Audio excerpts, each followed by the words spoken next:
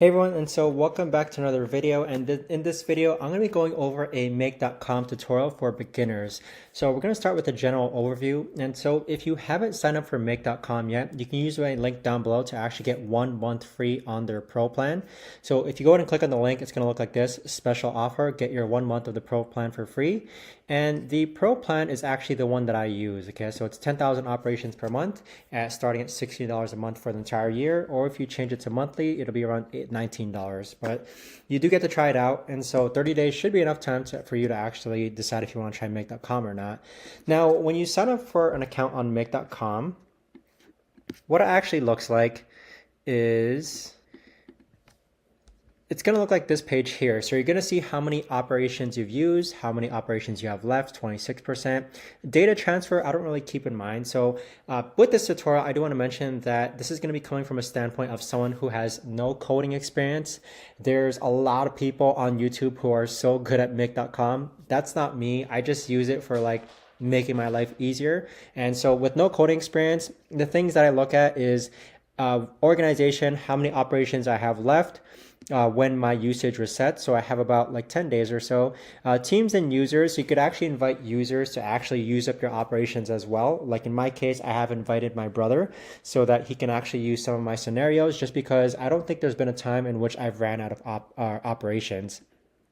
Now, if you click on payments, you can see all your billings, installed apps. I don't really have that many installed apps. Variables and scenario properties, I don't really use it as well either. But with organization, I'd say the only thing I look at are the operations that have used and have left. And then also the scenarios that require attention. So the scenarios that acquire attention are usually scenarios that are broken. But moving on from that, if you click on team, you can see how many operations me or my team have used. Now, organization and scenarios are basically the two tabs I use the absolute most. So if I go and click on scenarios, you can see these are all the scenarios that I have running, and these are a bunch of the scenarios that I have turned off. I tried to organize the scenarios. I don't think make.com's organization folders is the most robust system as far as like organizing your scenarios goes. But you can see here I have organized based on scenarios that help me research topics, scenarios that help me script write, scenarios that help me upload. Then I have it based off of like different YouTube channels of mine, or maybe people that I'm learning from. But if we actually hop into a scenario, let's go into one of my script writing scenarios, and we'll use this one here as far as like the draft goes. A scenario is basically like, it's like a template. It's like a function. It's like one long function. So each scenario, usually I try to label my scenarios. Like if I input topic, I use an arrow that says a script comes out. So I usually title my scenarios based on what's the actual trigger and then what's the outcome. And then I like to put in brackets whether it's in draft or whether it's working.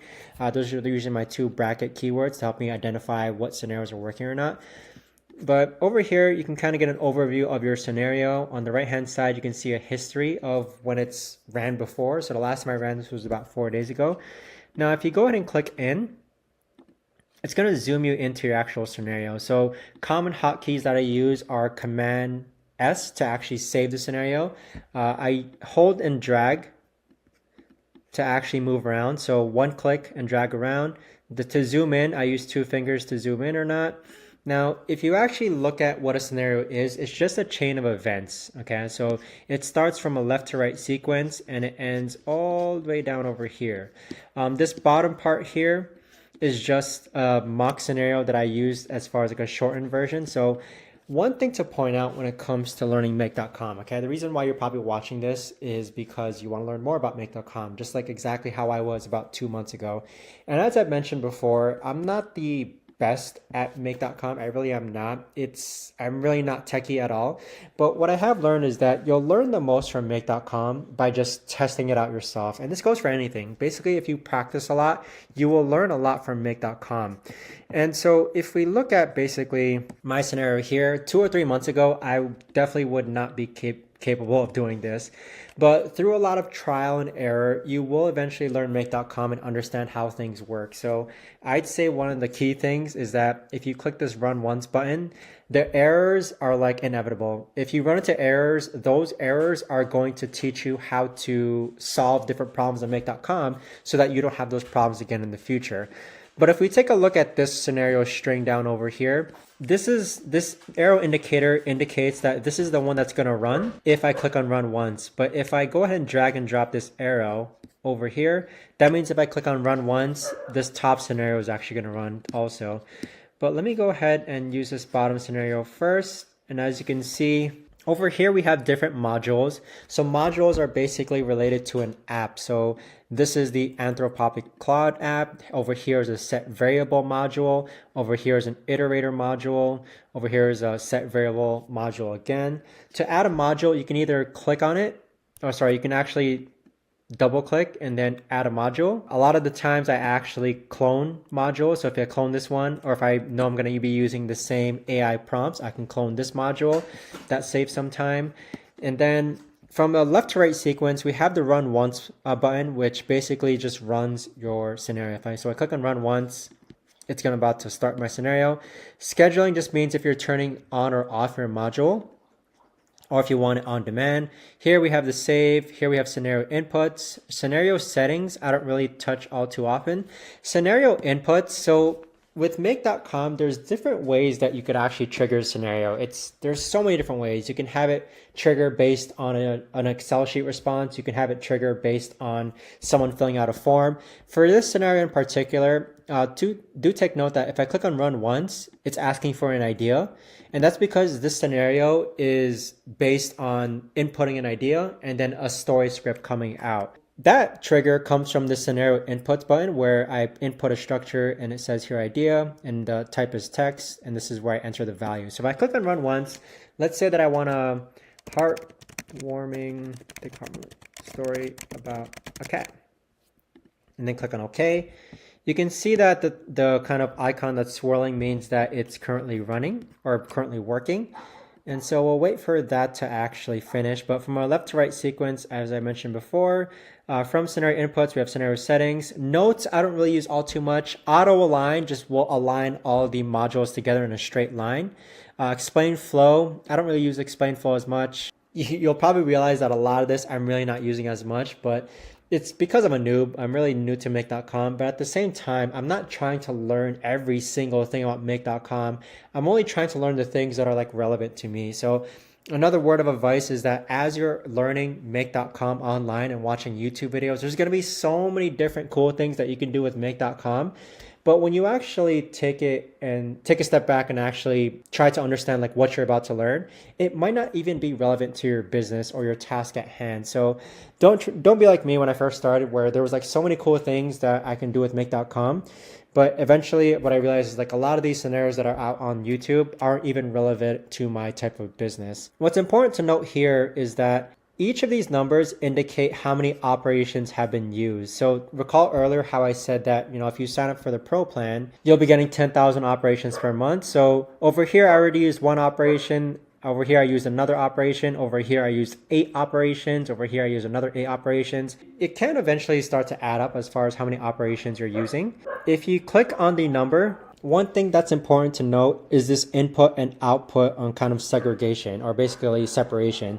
The input is what went inside and the output is what comes out. So if I click on content, you'll learn that you have to click on a bunch of drop-down menus to kind of understand what actually happened within that specific module. Let me actually show you real quick. So in this module in particular, the prompt that I give it is like write a full complete outline for a heartwarming story about a cat. And that came from the scenario input that I showed earlier. So you can see I gave it a template as well. And this is the outline that it gave. And the output was the outline that I gave based on the example. So a heartwarming tale of a cat's journey. First is the hook, then the humble beginnings, and the unexpected friend, then growing bond. If you click on each of these magnifying glasses, you'll see an input and then you'll see an output, and that helps you understand like what actually went inside and what came out. And it'll help you actually also diagnose where problems have occurred and such. For the final output that has come out, Here we have a Google Doc, what went inside and then what came out. You can see over here is a web view link. So if I copy and paste this here, you can see that this is the heartwarming tale of a cat's journey. And so this is the output where actually through a series of prompts that you saw earlier, now I have a full story about a heartwarming story about a cat. What's important is that instead of clicking the magnifying glasses, if you click on each module, this is where you'll be actually able to tweak the settings. So here is the prompt that you saw earlier in the magnifying input prompt. So recall here, content, drop down, text. This is the prompt, and that prompt comes from the module settings here. So each of these modules all have their own specific settings. And again, I had no coding experience. I eventually just learned this. And I'll be telling you later on like what's the best way to actually learn make.com.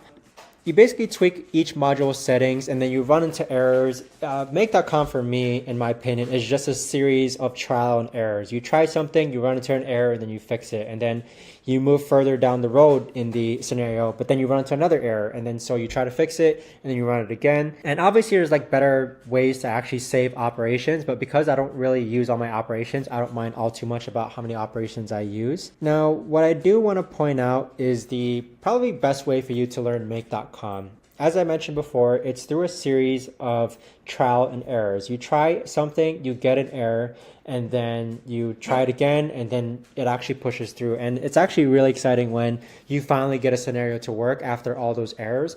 But those errors, I'm telling you now, don't give up, they're inevitable. On top of that, ChatGPT is extremely good at helping you code. Okay, I use ChatGPT to help write code. It's really accurate, surprisingly. So I recommend using ChatGPT to write prompts.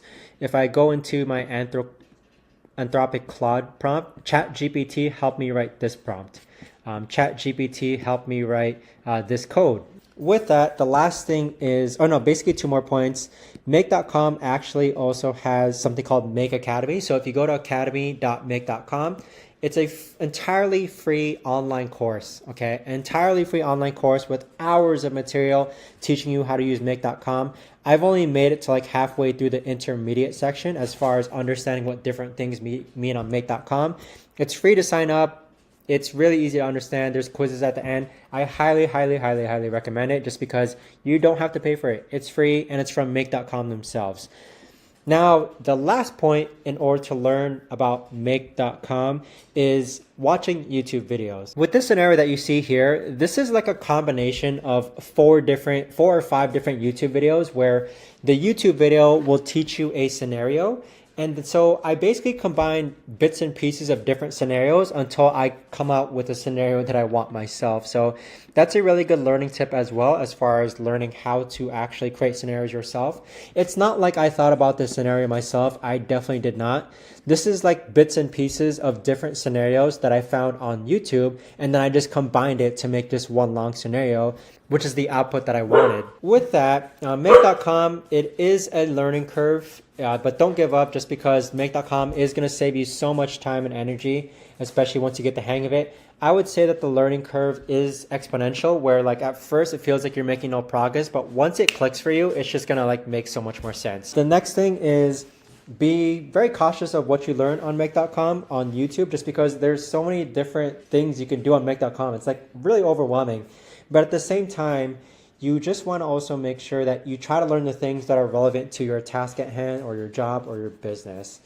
As far as the rest of the tabs go, templates, I don't really use much. I mean, these can give you like ideas as far as like what you want to do. I really don't use this all too much. And then we have connections and webhooks are basically all the apps and webhooks that you connected to your make.com account. And resource hub, what's new? I think that's pretty much it as far as like a very general overview of make.com goes. If you have any questions, let me know in the comments down below. But I hope you found my tips on how to actually learn make.com. Again, you just have to go through the trial and error process, look at make.com Academy. This thing is awesome. Again, it's entirely free. And then watch YouTube videos and just combine different scenarios until you actually get the output that you want. That's all I have. And again, if you haven't signed up for make.com just yet, I highly encourage you to try it out and use my link down below to get 1 month of the pro plan for free. You can get 30 days, and those 30 days should be enough time for you to actually at least get one or a couple scenarios out that can hopefully make your business life easier. So thanks so much for watching, everyone, and I'll see you all in the next video. Take care.